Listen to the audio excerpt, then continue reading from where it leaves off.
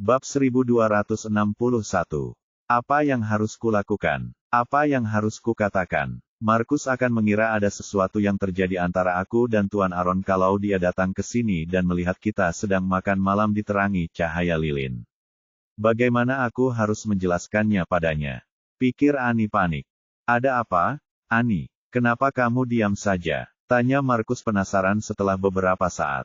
Setelah memikirkannya, Ani memutuskan untuk tidak mengizinkan Markus datang. Restorannya jauh sekali dari kantormu, dan aku hampir selesai. Bagaimana kalau kita makan siang saja lain kali? Markus terdengar lesu. Tapi aku sudah minta cuti setengah hari, jadi tidak masalah kalau restorannya jauh. Aku bisa naik taksi ke sana, dan kalau kamu sudah selesai makan, aku bisa mengantarmu pulang. Ani bingung harus berkata apa. Dia sangat sabar dan baik padaku. Aku tidak bisa membiarkannya datang. Dia pasti akan sangat terluka kalau sampai ikut. Ruang makan pribadi tempat mereka berada sangat sunyi. Aaron tersenyum pada Ani ketika mendengar apa yang dikatakan Markus. Sebaiknya kamu ajak dia makan siang bersama kita saja karena dia sudah berusaha mengambil cuti dari pekerjaannya. Ani terdiam. Tentu saja dia bilang begitu. Dia bukan orang yang harus menjelaskan apa yang terjadi pada Markus. Tanpa diduga, Markus juga mendengar suara Aaron. Ani, apa kau bersama orang lain? Apa itu sebabnya kau tidak ingin aku pergi? Ani mulai panik. Tidak, bukan itu. Tapi aku baru saja mendengar suara seorang pria. Ani merasa sangat bersalah. Pokoknya, itu bukan seperti yang kau pikirkan. Dia tidak tega memberitahu Markus bahwa dia sedang makan siang dengan Aaron. Markus tertawa getir. Kau tahu, tidak apa-apa. Kedengarannya kau sangat sibuk, jadi aku tidak akan mengganggumu lagi. Ia hendak menutup telepon ketika Ani, yang tahu ia sedang marah, dengan panik berkata, tidak. Aku tidak sibuk. Ayo datang. Nanti aku kirim alamatnya lewat SMS. Aku ingin kau datang dan menjemputku. Benarkah? Maksudmu begitu? Tanya Markus. Ani mendesah tak berdaya. Ya, kemarilah saja. Aku akan menjelaskan semuanya begitu kau sampai di sini. Markus tersenyum senang. Oke, sampai jumpa lagi. Ani langsung sakit kepala setelah menutup telepon. Bagaimana aku harus menjelaskan ini pada Markus? Tuan Aaron, bisakah kita pindah ke kamar lain yang tidak terlalu romantis? Aku tidak ingin Markus salah paham tentang kita, kata Ani, mencoba bernegosiasi dengan Aaron. Aaron tersenyum ringan padanya dan berkata, tidak. Ani melotot padanya. Kenapa tidak? Apa menurutmu ini tidak pantas? Aku jadi terlihat seperti selingkuh. Tidak. Ani berdiri dengan marah. Kalau begitu kamu bisa makan siang sendiri. Aku akan pindah ke ruang makan pribadi lain untuk menunggu Markus. Dia berjalan menuju pintu, tetapi pelayan yang berdiri di dekat pintu sepanjang waktu menghentikannya pergi. Nona, hidangannya belum disajikan, jadi Anda tidak bisa keluar. Aku tidak mau makan lagi. Teriak Ani dengan marah. Kalau begitu, silakan tunggu sampai Tuan Aaron selesai makan, kata pelayan itu dengan hormat. Ani berbalik dan memelototi Aaron. Aaron hanya tersenyum dan terus menyesap jusnya. Ia tampak tidak berniat menyuruh pelayan untuk mengeluarkannya. Bab 1262. Maka, Ani tak punya pilihan selain kembali ke tempat duduknya. Kali ini kau sudah melewati batas. Aaron tersenyum dan berkata lembut, tunggu saja dan nikmati makan siang bersamaku. Setelah itu, pelayan membawakan hidangan mewah satu demi satu. Ani makan tanpa benar-benar mencicipinya. Yang ada di pikirannya hanyalah bagaimana menjelaskan apa yang terjadi kepada Markus. Restoran itu tidak terlalu jauh dari New Moon Group. Bahkan, Markus hanya butuh 15 menit dengan mobil untuk sampai ke sana. Markus tersenyum ketika melihat Ani di dalam ruangan, tetapi senyumnya membeku ketika menyadari Aaron juga ada di dalam ruangan. Ia menatap Aaron, lalu kembali menatap Ani. Ani, kenapa kamu makan siang romantis dengan Tuan Aaron? Ani tersenyum canggung. Mungkin terlihat seperti makan siang romantis, tapi aku bisa pastikan ini hanya makan siang biasa. Sini, duduk, Markus. Pesan apapun yang kau mau. Hari ini Tuan Aaron yang traktir, jelasnya sambil menepuk kursi di sebelahnya. Markus memilih untuk mempercayai Annie, tetapi ia tetap merasa tertekan berada di lingkungan seperti ini bersama Aaron. Lagi pula, ini pertama kalinya ia sedekat ini dengan bosnya. Karena itu, ia membungkuk sedikit dan berkata, "Terima kasih, Tuan Aaron, atas makan siangnya." Setelah itu, dia menarik kursinya dan duduk. Aaron tersenyum hangat sambil memotong steaknya dengan anggun. "Markus, ku dengar kau meminta cuti setengah hari karena terjadi sesuatu pada keluargamu." Tanyanya dengan santai. Ekspresi Markus berubah malu. "Yah, aku. Adakah yang lebih memalukan daripada ketahuan berbohong oleh bos?" Annie tahu Markus malu, jadi dia membalas, pacarnya bisa dianggap keluarganya juga. Lagi pula, wajar saja kalau cowok mau cuti kerja demi pacarnya. Aaron melirik mereka berdua. "Ya, kau benar. Itu normal," katanya sambil terkekeh. Untuk melampiaskan amarahnya, Annie memanggil pelayan agar ia bisa memesankan hidangan termahal di restoran itu untuk Markus. Hanya dengan begitu ia bisa meredakan rasa dendamnya terhadap Aaron. Karena menganggap tindakan itu tidak pantas, Markus mencoba menghentikannya, tetapi Annie dengan keras kepala bersikeras melakukan segala sesuatunya dengan caranya sendiri. Setelah steak disajikan, Markus memotong sepotong dan meniupnya sebelum memberikannya kepada Annie. "Ini, Annie, cobalah steakku." Semalu Annie diberi makan oleh pacarnya, ia juga lebih takut Markus akan terluka jika ia menolaknya. Setelah ragu sejenak, ia membuka mulut dan melahap steak itu. Enak sekali. Makasih, Markus. Tapi kamu nggak perlu khawatir soal aku. Aku sendiri sudah makan banyak." Aaron tidak bereaksi. Namun, suara pemotongan steaknya terdengar sedikit lebih keras setelahnya. Entah bagaimana atau lebih tepatnya, mereka bertiga berhasil menyelesaikan makan siang mereka dalam suasana canggung. Sebelum mereka meninggalkan restoran, Aaron memesan beberapa makanan untuk Corinne. "Tuan Aaron, bolehkah Anda mengunjungi Corinne sendirian? Kurasa aku harus menghabiskan waktu dengan Markus karena dia sudah mengambil cuti kerja untukku. Aku akan mampir ke rumah Corinne nanti malam," kata Annie setelah mereka keluar dari restoran.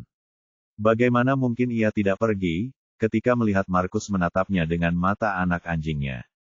Aaron menyipitkan mata. Mengabaikan Annie, ia menatap Markus dengan tenang.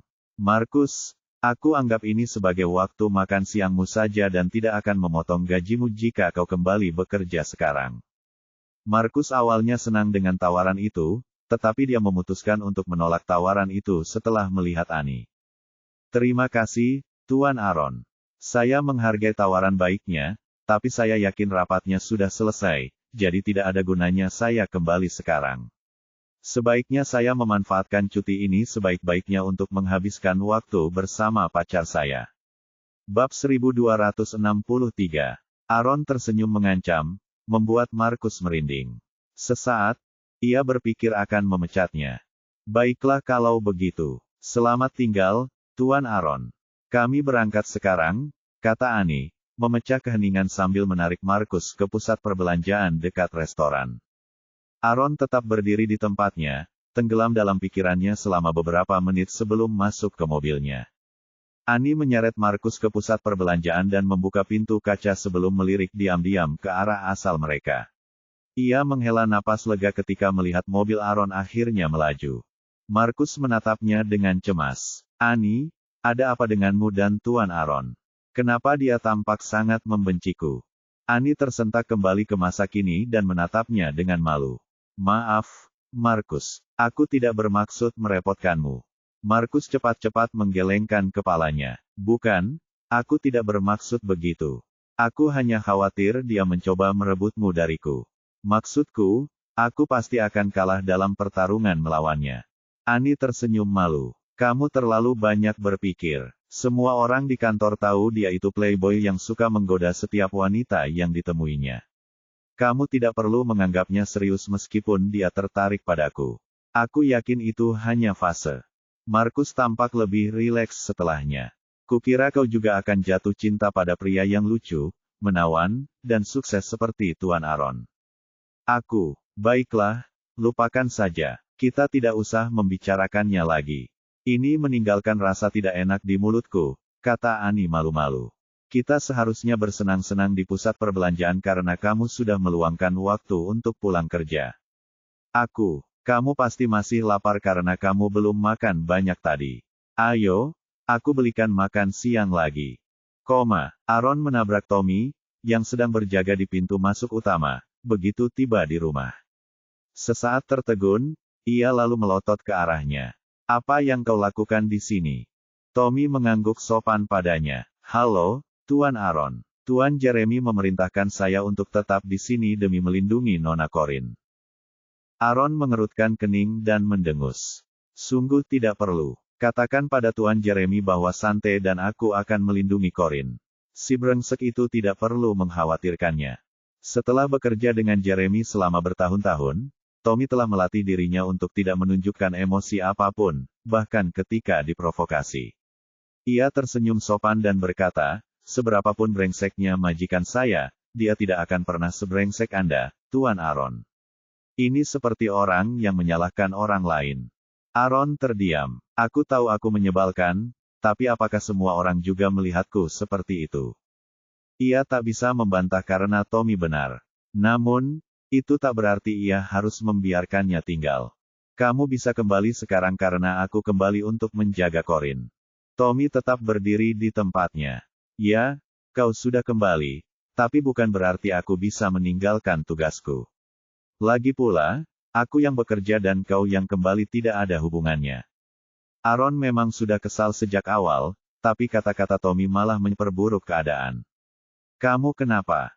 Aaron, panggil Corin sambil keluar dari kamar tidur. Ia menguap dan berkata, makanan apa yang kau bawa untukku? Aku lapar sekali. Aaron menoleh ke arahnya. Bos, aku bawakan sup daging sapi Wellington dan jamur. Boleh. Corin mengangguk. Ya, baiklah kalau begitu. Tunggu di meja makan sementara aku memanaskan makanan untukmu, kata Aaron sambil tersenyum. Bab 1264. Aaron pergi ke dapur untuk memanaskan makanan. Corin melirik Tommy. Sejengkel apapun ia terhadap Tommy, ia tak bisa berbuat apa-apa terhadap kehadirannya. Karena itu, ia duduk di meja makan menunggu makan siangnya. Tommy mengerutkan kening cemas. Lalu ia mengeluarkan ponselnya untuk mengirim pesan kepada Jeremy. Tuan Jeremy, Nona Corin sedang makan siang di luar. Sepertinya tidak ada penghuni apartemen yang bisa memasak. Sementara itu, kembali ke Holden Group. Jeremy sedang berada dalam suatu rapat, mendengarkan bawahannya memberikan presentasi slide ketika teleponnya berkedip 2 kali. Ia mengambil ponselnya untuk membaca pesan itu, yang membuat matanya meredup. Ia segera membalas pesan teks Tommy. Apakah dia minum sup itu? Tommy mendongak ke arah termos yang diabaikan Corin sejak dia meninggalkannya di atas meja. Tidak. Setelah itu, ia tidak menerima balasan lagi dari Jeremy. Meskipun demikian, ia bisa merasakan kemarahan majikannya melalui layar. Dia menatap Corin, yang sedang makan daging sapi Wellington, lalu menarik napas dalam-dalam sebelum berkata, Nona Corin, perlukah saya memanaskan supnya karena Anda sudah makan siang? Saya yakin sup buatan Tuan Jeremy lebih sehat daripada sup jamur dari restoran. Corin mengabaikannya. Tommy mengambil termos dan hendak pergi ke dapur ketika Aaron menghentikannya. Sup apa itu? Aku tidak bisa membiarkannya minum sesuatu yang tidak diketahui asalnya. Tuan Aaron, sup ini dimasak oleh Tuan Jeremy hanya menggunakan bahan-bahan segar. Ini bukan sesuatu yang asal-usulnya tidak diketahui seperti yang Anda katakan. Lebih tepatnya, alasanku tidak boleh membiarkannya meminumnya. Siapa tahu, Tuan Jeremy mungkin telah meracuni supnya. Tommy mengerutkan kening dan mengabaikannya. Sebaliknya, ia menoleh ke arah Corin dan berkata, Nona Corin, Anda seharusnya tahu Tuan Jeremy tidak akan pernah meracuni Anda, kan? Corin melanjutkan memotong daging sapi Wellingtonnya. Abaikan saja dia, Aaron. Aaron mengangkat bahu dan membiarkan Tommy masuk sebelum kembali ke kamarnya untuk berganti pakaian yang lebih nyaman.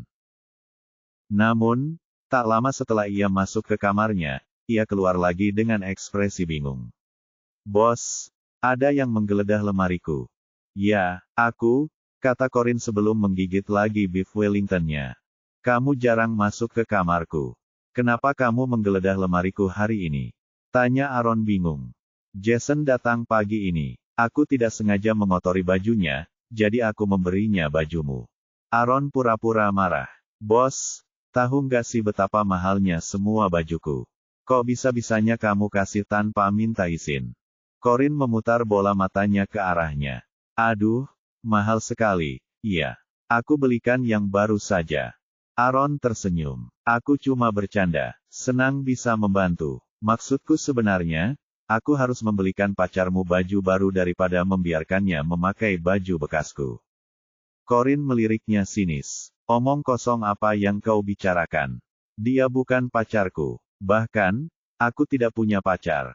Aaron mencibir mesum. Lalu bagaimana bajunya bisa kotor?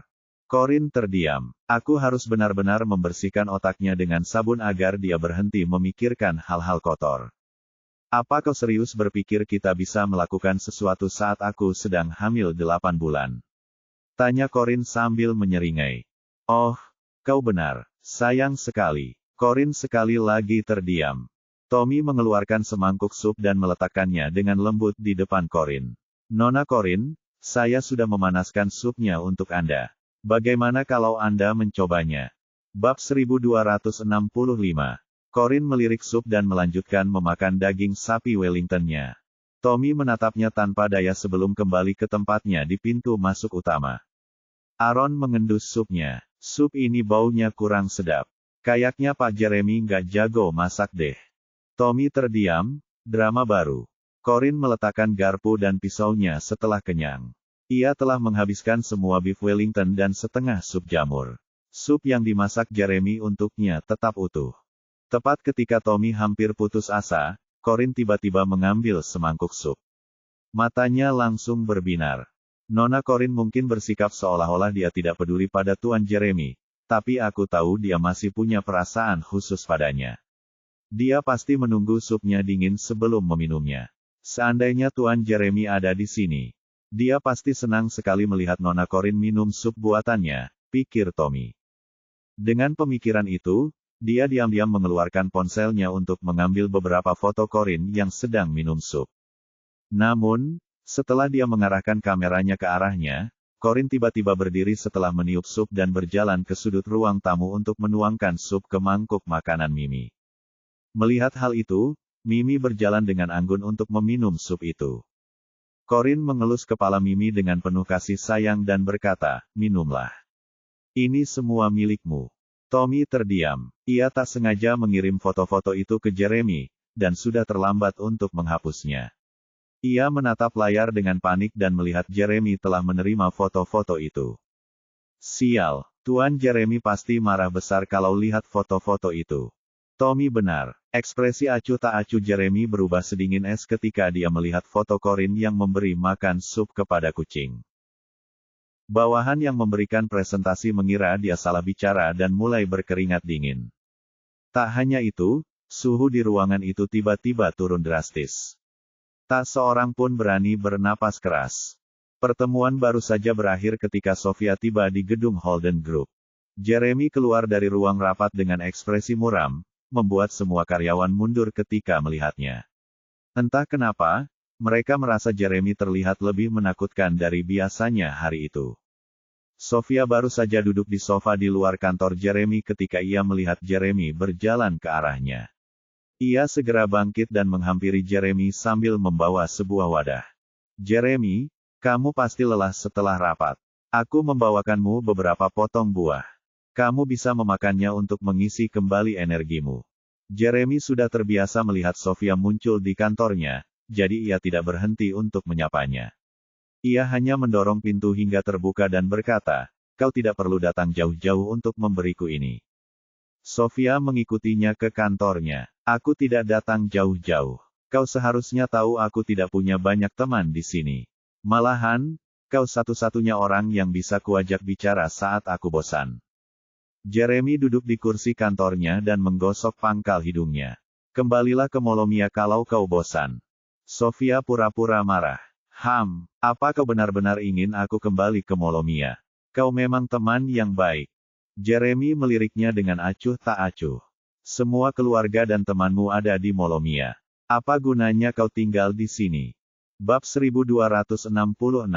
Sofia meletakkan wadah berisi potongan buah di atas meja dan duduk di kursi di seberang Jeremy. Ia kemudian membuka wadah itu dan berkata sambil tersenyum, "Oke, di sini membosankan, tapi kamu di sini. Aku ingin bertemu teman-teman baru dan menantang diri di berbagai bidang untuk memaksimalkan hidupku. Maksudku, bukankah itu tujuan hidup? Mengalami hal-hal baru dan keluar dari zona nyaman." Sambil berbicara, dia mengambil sepotong semangka dingin dengan garpu dan memberikannya kepada Jeremy. Kepala Jeremy berdenyut-denyut karena pertemuan panjang dan foto-foto yang dikirim Tommy. Ia mengambil garpu dari tangan Sofia dan memasukkan semangka dingin ke dalam mulutnya agar rasa dinginnya bisa menghilangkan rasa kesalnya. Sofia mengambil sepotong semangka dan menggigitnya sedikit. Ia lalu mengerjap dan berkata dengan rasa ingin tahu, "Jeremy, Nona Corin pasti memperlakukanmu dengan sangat baik dulu sampai kau menyukainya seperti ini, ya?" Jeremy mengerutkan kening saat nama Corin disebut.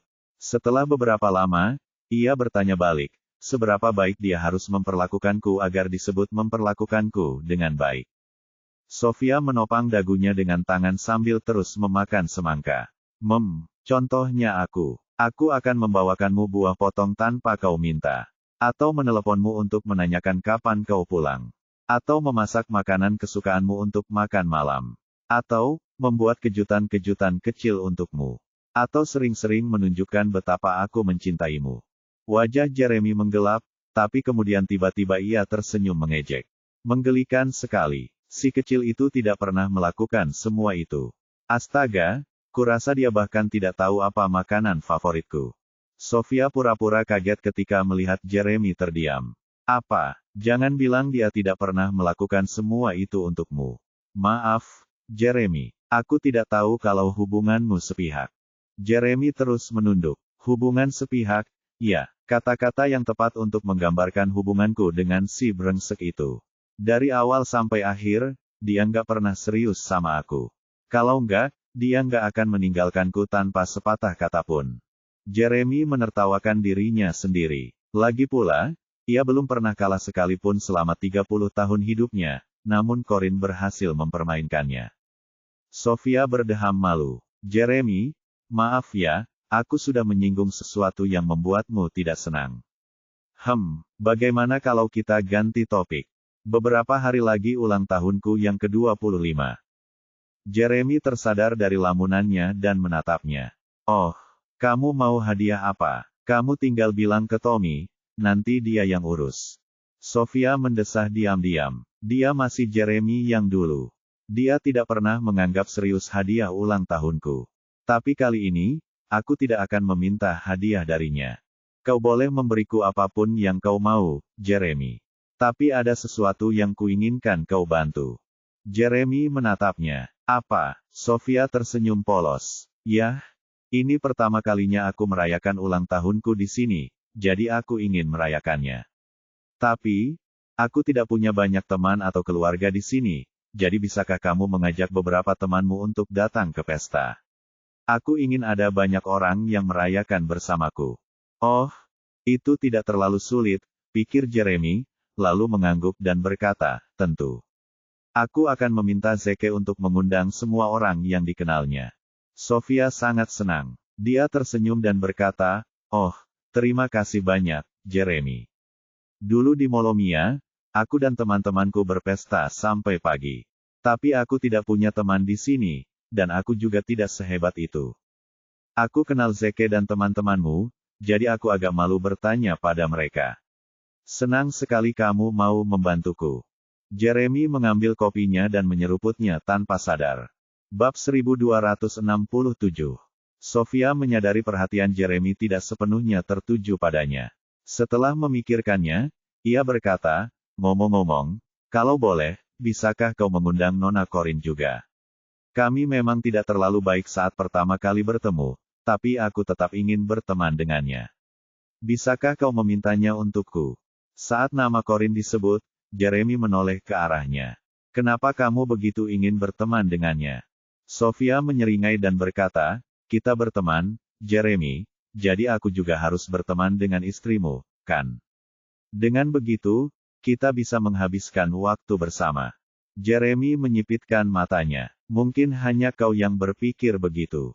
Sofia mengerjap polos. Hah, apa maksudmu? Tidakkah menurutmu Nona Corin juga akan berpikir sama?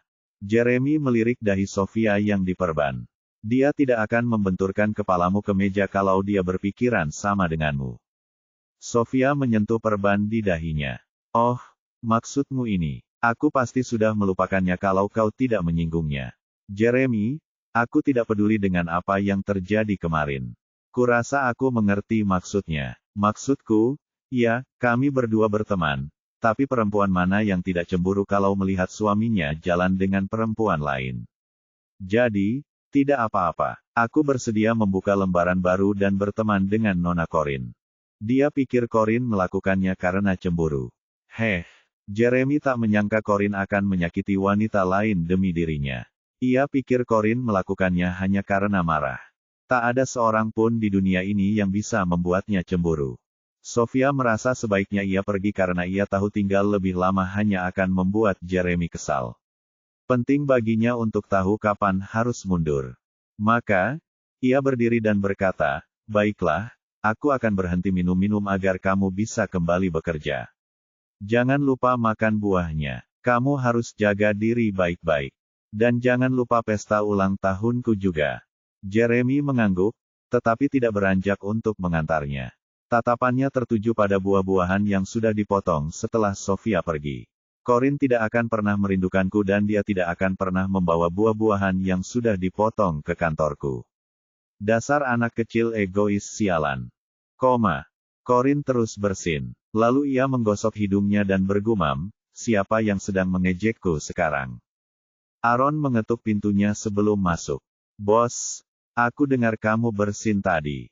Kamu masuk angin. Dia lalu menyentuh dahinya dan menghela napas lega setelah memastikan dia tidak demam. Aku baik-baik saja. Kamu harus kembali bekerja sekarang.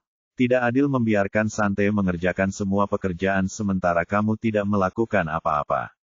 Dia tetaplah seorang wanita, betapapun cakapnya dia, tegur Corin sambil melambaikan tangannya. Aaron mengangkat bahu. Tapi aku terlalu sedih untuk pergi bekerja hari ini. Kamu sedih. Kenapa? Atau haruskah aku bertanya siapa yang membuatmu sedih? Tanya Corin sambil mengangkat alis. Aaron duduk di sampingnya dan menyandarkan kepalanya di bahunya seperti anak kecil. Itu Annie. Dia mengabaikanku, dan... Bibir Corin berkedut. Yah, dia benar mengabaikanmu. Maksudku, kenapa dia harus membuang-buang waktunya untuk pemain sepertimu? Aaron mendengus. Bos, aku tidak peduli apa kata orang lain tentangku. Tapi bagaimana mungkin kau juga salah paham? Aku orang yang sangat setia dan penyayang di balik persona pemainku. Corin merinding di sekujur tubuhnya. Bab 1268. Baiklah, kamu bisa tetap di kamarmu daripada menggangguku di sini kalau kamu tidak mau kembali bekerja, kata Corin. Aaron menunjukkan sisi rapuhnya yang hanya akan ia tunjukkan kepada Corin. Bos, aku sebenarnya butuh bantuanmu untuk sesuatu. Corin meliriknya. Aku sudah tahu ini akan terjadi. Apa? Tanyanya kasar. Bisakah kamu katakan pada Annie aku begitu sedih karena dia mengabaikanku dan lebih memilih pacarnya daripada aku? Kata Aaron dengan nakal. Corin sudah kesal dengan apa yang terjadi, jadi dia tidak ragu untuk mendorongnya. Tidak, tidak akan terjadi. Apa kau peduli dengan perasaannya saat kau memintanya membelikan kondom waktu itu? Aaron juga tahu dia bersalah atas hal itu, tapi dia tetap berusaha membela diri. Itu karena aku tidak menyukainya saat itu. Lagi pula, kaulah yang memintaku untuk membuatnya menyerah padaku. Corin memelototinya. Jadi ini semua salahku. Aku hanya memintamu untuk menjauh darinya. Aku tidak memintamu melakukan sesuatu yang begitu menyakitkan. Aaron melambaikan tangannya. Tidak, tidak, ini bukan salahmu. Malahan, ini semua salahku, dan aku sangat menyesalinya. Kalau boleh, aku tidak memakai kondom yang dibelinya. Bisakah kau membantuku? Ini tentang kebahagiaan seumur hidupku. Apa kau tega melihatku mati sendirian?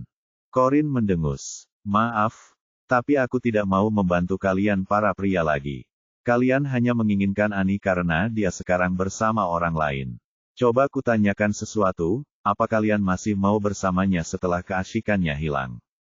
Tentu saja, jawab Aaron tegas. Aku sudah muak bermain-main dengan gadis lain sampai-sampai aku tidak mau melihat mereka lagi. Kumohon, bos, tolong bantu aku mendapatkan Ani kembali. Kumohon, iya. Corin belum pernah melihat Aaron bersikap begitu keras kepala terhadap seorang wanita sebelumnya, jadi dia pikir Aaron pasti serius kali ini. Baiklah, biar aku pikirkan dulu, katanya akhirnya. Aaron tersenyum lebar. Ia tahu itu sama baiknya dengan persetujuannya untuk membantunya, jadi ia memeluknya dan mengusap wajahnya ke bahunya. Kamu yang terbaik, bos. Corin hanya memutar matanya. Seseorang tiba-tiba berdeham, menyela percakapan Corin dan Aaron. Aaron langsung menegakkan tubuhnya dan melihat ke arah pintu. Tommy berdiri diam dengan ekspresi serius dan menatap mereka dengan pandangan menghakimi. Kenapa kau berdeham? Sindir Aaron sambil mengangkat alis. Tuan Aaron, tolong jaga sikap baikmu dan jaga jarak yang pantas dari Nona Corin, jawab Tommy. Aaron sudah melepaskan Corin saat itu, tapi dia memeluknya lagi setelah Tommy berkata begitu. Apa hubungannya pelukanku dengan Corin dengan Tuan Jeremy? Dia bisa datang menghajarku kalau tidak suka. Tommy menggertakkan gigi dan mengepalkan tinjunya. Ia pasti sudah menghajar Aaron kalau saja Corin tidak ada. Tuan Aaron, meskipun ini tidak ada hubungannya dengan Tuan Jeremy, Anda harus tahu betapa berbahayanya memeluk Nona Corin begitu erat saat dia sedang hamil 8 bulan. Demi kesehatannya, tolong lepaskan dia. Aaron merasa ucapannya masuk akal, jadi ia membiarkan Corin pergi. Ia lalu berdiri dan berkata, Bos, jangan lupa janjimu padaku. Aku akan meninggalkanmu untuk beristirahat. Corin menempelkan telapak tangannya di dahi. Kapan aku pernah berjanji untuk membantuku? Aku cuma bilang akan memikirkannya. Aku harus benar-benar memberi pelajaran pada si berandal ini suatu saat nanti. Aaron juga mengejar Tommy dari ambang pintu saat ia keluar dari kamar. Kau juga harus menjaga jarak yang cukup dari Corin, jadi berhentilah mengintip ke dalam kamarnya. Tommy terdiam, tak mampu menjawab, ia segera kembali ke posnya di pintu masuk utama. Ketika Ani datang, Tommy lah yang membukakan pintu untuknya. Tommy, kamu ngapain di sini? Tanyanya heran. Aku tahu. Paman Jeremy pasti kangen banget sama Corin sampai-sampai dia datang menjenguknya, kan? Di mana dia sekarang? Aku beli coklat buat Corin biar dia bisa bagi-bagi sama dia. Tommy menggeleng. Tuan Jeremy tidak ada di sini, Nona Ani. Bab 1269.